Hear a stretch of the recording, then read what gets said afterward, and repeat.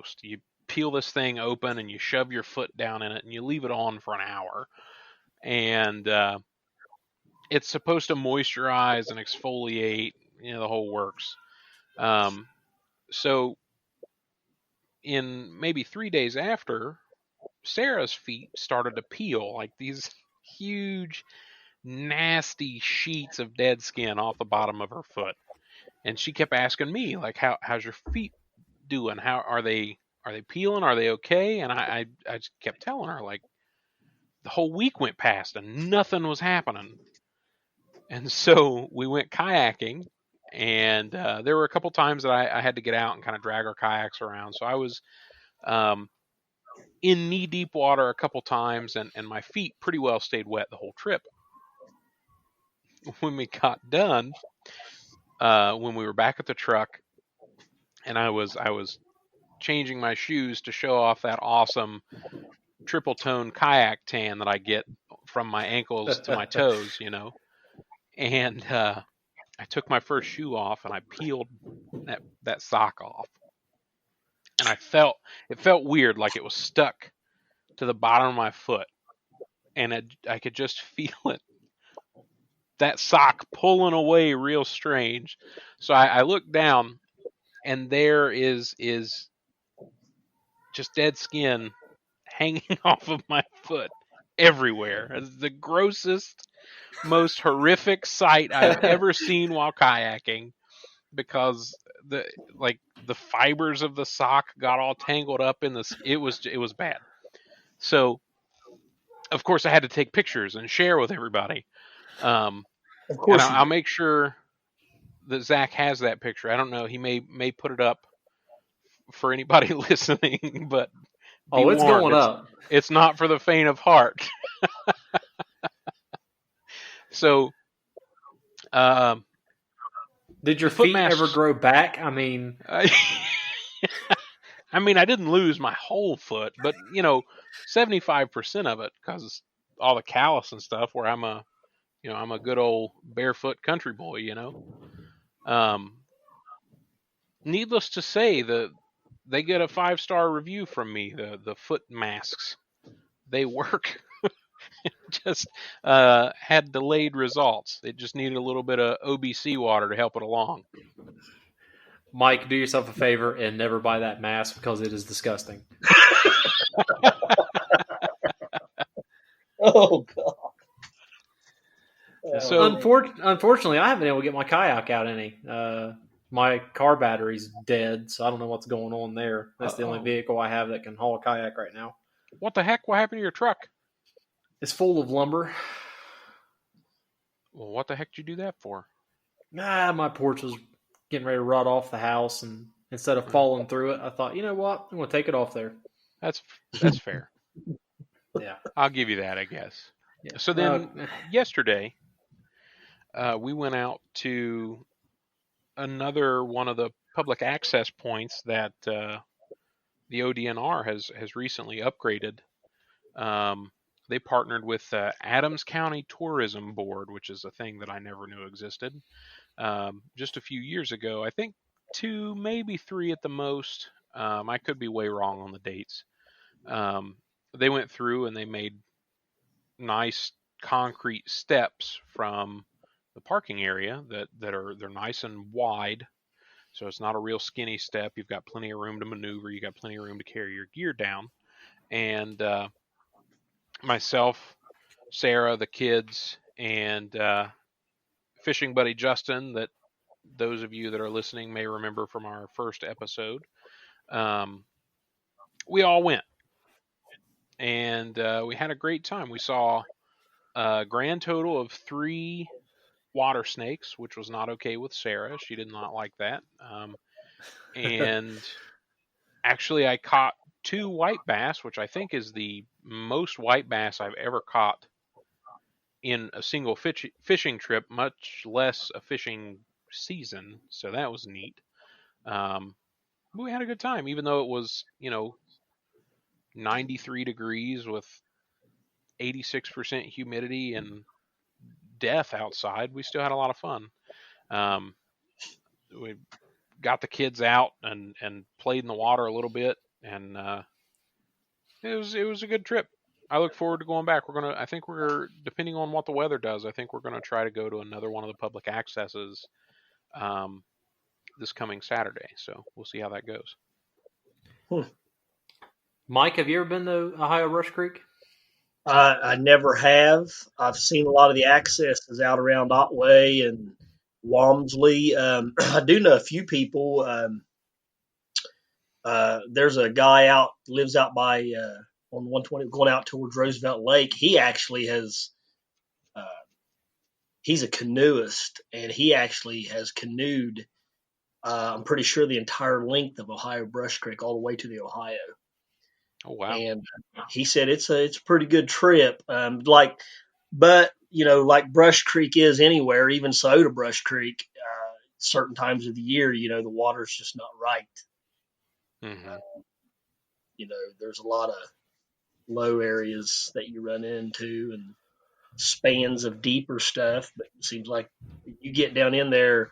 I think the closer you get to the Ohio, I think there's a lot of you gotta get out and pull your kayak or your canoe around. You know what though? On a big long trip like that, it doesn't bother me to get out and drag a little bit because those are kind of like little welcome breaks. Yep. Yeah.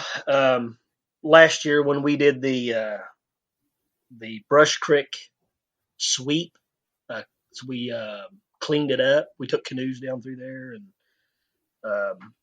there was several areas we had to get out. A lot of the things down through there are farm accesses where farmers have built roadways across there, and they put culverts in, but you have to get out and completely drag your boat to the other side of those because there's no way to get around those at all. A few log jams. But as far as Ohio Brush Creek, no, I've never, ever been on there.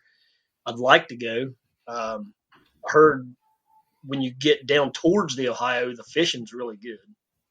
I've heard further up by Serpent Mound, sometimes the water gets pretty shallow right there sometimes. But I know there's a lot of neat rock formations up around Serpent Mound that you can paddle around and through and things like that.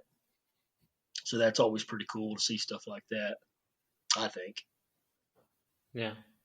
Hey, Sean, yeah, what'd you catch your fish on, Sean? Just out of curiosity. The first fish was on just some kind of finesse worm that I got in a mystery tackle box. I don't even remember what it is. It's kind of strange. It's got like the ring fry body, but it tapers down like a normal spear tip finesse worm, and then at the end it's kind of smashed and it has a concave kind of fin looking thing. I don't know, it's odd. I've never seen a worm like it before, and I've never seen one since I got those in the mystery tackle box. I caught one of them on a chartreuse roadrunner jig head. Hey, there you go.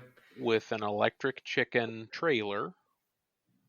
So that was pretty neat. It's really been my setup lately. My go-tos. I've been taking a bigger pole to fish, either soft plastics or to run a crankbait or a jig with, and then just an ultralight to run Roadrunner. I honestly haven't changed the Roadrunner off of there for 4 trips now. Attaboy. See, now looky there. Now you're getting the hang of it. And the last fish I caught was on the ever trusty Senko. I can't really argue with a Senko.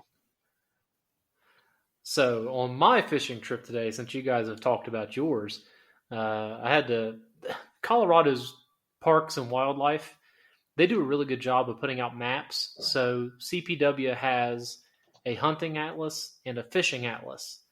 And the fishing atlas breaks down all the fishable bodies of water that have public access.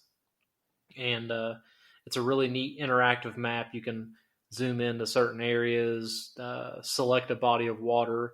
It'll tell you what species are there, how heavily fished it is, give you some basic temperatures, measurements, stuff like that. So, yeah, it's neat. I like it a lot. and I found a little state wildlife area that had a couple of ponds on it, and park, and it follows. It's called the Big Thompson River, but it is smaller than Soda Brush Creek as far as the flow and the width of it. It's a tiny little, it's a stream if you ask me. But there's this gravel road that follows it back for probably, I don't know, a mile maybe. So you walk back there, and there's these just two ponds that you can slip in a kayak or a raft of some kind, or you can fish from the bank. Since I didn't have my kayak today, I just had to fish from the bank, which is the first time I've done it since I've had my kayak. And let me tell you, I don't like bank fishing very much. No. I've built a cart to haul my kayak with. My neighbors had an old bicycle trailer that was bad. Just they weren't using it, and they were going to throw it away. So I said, "Hey, let me have that. I want to do something." So I spent an afternoon tearing the thing apart and rebuilding it, and now my kayak fits perfectly on it. So I'll be able to wheel it back there. But it's just these two ponds are just lined with cattails, and there are some areas that have some kind of grassy mats on top, no lily pads. But I was walking around these things the whole time, just about ready to cry, because I knew I probably could have caught 10 or 15 bass. They were in there. I know they were. I just couldn't get to them. Mm-hmm. Go ahead, Sean. Ask me what I used to catch my bass. Hey, Zach, what were you fishing with today on your bank fishing trip? I was using a Kitech 4-inch Super Shad in perch and green watermelon. Thank you very much. Well, there you go. You too can learn how to fish something other than a Roadrunner. I absolutely did not even tie on a Roadrunner. I went there with the mission of catching a bass, because I kind of figured it was a bassy body of water. Mm-hmm. And just after getting there and looking at it, I thought, man, there's no way I'm going to get hung up on all kinds of crap. So I was like, you know what? I'm just going to weedless rig a Kitech, which, to anyone listening, if you don't have any Kitech soft plastics in your tackle box, go get them. Oh, yeah. They are excellent lures. They're a little, what's the word I'm looking for? Fragile. Easy to tear. They're fragile. Yeah. So, I caught 2 bass and it pretty much ruined the swim baits. But it was kind of weird. I was throwing them out there, and I was retrieving them like a normal swim bait, just kind of slow and letting them kind of do their thing. And I got to a section of water that I was like, I can't really swim it through that, so I need to bring it over the top of it. And I just kind of reeled it in real fast and let it kind of spit and sputter across the top of the water. And out of nowhere, a bass just launched out of the water at it. And that's how I caught all my fish, just buzzing it across the top. Well, there you go. Yeah, it was fun. That's probably the first topwater bass I've caught in 2 or 3 years. Yeah, Mike, I spent so long chasing crappie that I completely forgot about bass and how fun they were. And I missed a couple of bass today because I have a really bad habit of not ripping a bass's face off when you set the hook. So I did a nice little tug, and it didn't work. Zach usually just reels in a set of lips. Yeah. Got a set of lips mounted on his wall. So yeah, I've had to adjust how I set the hook, and I got it figured out though. It was fun. Awesome. Thanks for listening to today's episode. The intro music, as always, was brought to you by T.R. Beery. He's my good friend and super talented musician. He helped make my whole podcast possible by writing the intro music. I couldn't have done it without him. If you'd like to follow